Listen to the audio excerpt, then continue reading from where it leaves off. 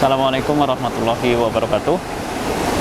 Alhamdulillah, segala puji bagi Allah Subhanahu wa ta'ala yang mencurahkan karunia dan nikmatnya pada kita semuanya, yang apabila kita terbetik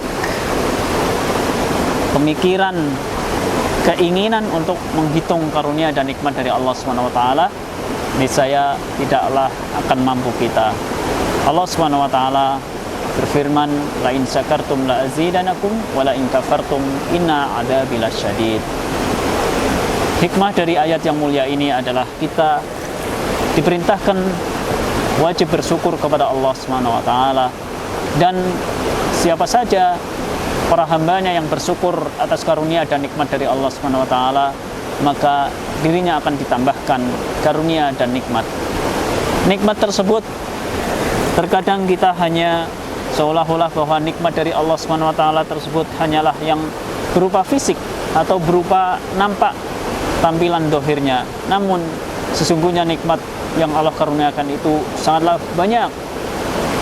Rasa sakinah yang ada di diri kita, rasa ketentraman yang ada di keluarga kita juga merupakan karunia yang agung.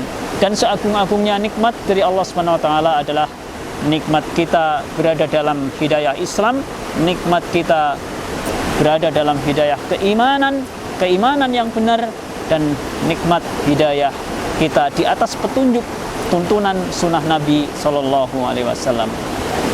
Allahumma salli ala Muhammad wa ala ali Muhammad. Kita panjatkan semoga salawat tercurah kepada qudwah umat sepanjang zaman, Rasulullah Sallallahu Alaihi Wasallam. Para sahabat sekalian, sebagaimana tadi disampaikan bahwa terkadang kita seolah-olah menganggap rizki yang tercurah kepada kita adalah rizki yang berupa harta benda yang nampak. Namun lebih dari itu, banyak rizki dari Allah Subhanahu wa ta'ala yang sesungguhnya sangat agung daripada hal itu. Hidayah ilmu yang bermanfaat, yang kelak membahagiakan kita dunia dan akhirat, itu adalah rizki yang Allah karuniakan kepada kita. Dan kewajiban kita sebagai seorang hamba adalah kita mensyukurinya. Dan para ulama menasihatkan untuk kita petik hikmahnya, bahwa hakikat daripada syukur kita kepada Allah Subhanahu wa ta'ala atas karunia nikmatnya memiliki 3 komponen. Yang pertama adalah kita meyakini seyakin-yakinnya yang menimbulkan keimanan atas rububiyah Allah Subhanahu wa ta'ala yang telah menciptakan alam semesta dengan keagungannya.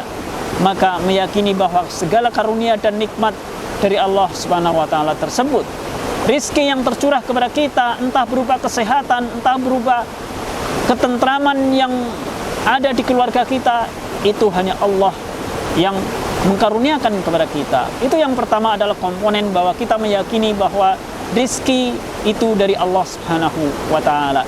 Kemudian komponen syukur, agar kita menjadi hakikat orang yang bersyukur, adalah kita berzikir, senantiasa melafazkan zikir-zikir yang Allah dan Rasulnya syariatkan untuk memuji keagungan Allah Subhanahu wa ta'ala. Karena definisi iman yang benar menurut para ahli ilmu sesuai dengan pemahaman ahli sunnah wal jamaah adalah keyakinan yang benar ada di dalam hati, kemudian diucapkan, kemudian juga menjadi melahirkan, dibuktikan dengan amal perbuatan ibadah, dengan amal jawarih, dengan anggota badan.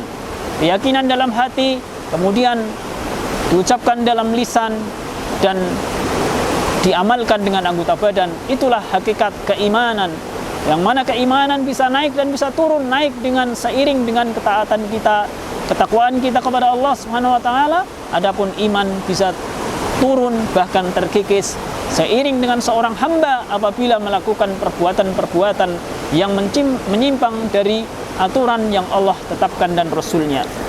Para sahabat sekalian, sebagaimana tadi disampaikan bahwa hakikat syukur ada 3 komponen. Yang pertama adalah meyakini bahwa karunia dan nikmat dari Allah Subhanahu wa ta'ala. Yang kedua, kita memuji Allah atas keagungannya. Kemudian yang ketiga, komponen yang ketiga hakikat syukur adalah bahwa kita hendaklah menggunakan karunia dan nikmat berupa fisik kita yang sehat, berupa harta benda, berupa hal-hal lain yang merupakan karunia dan nikmat dari Allah Subhanahu wa taala adalah untuk beribadah kepada Allah Subhanahu wa taala.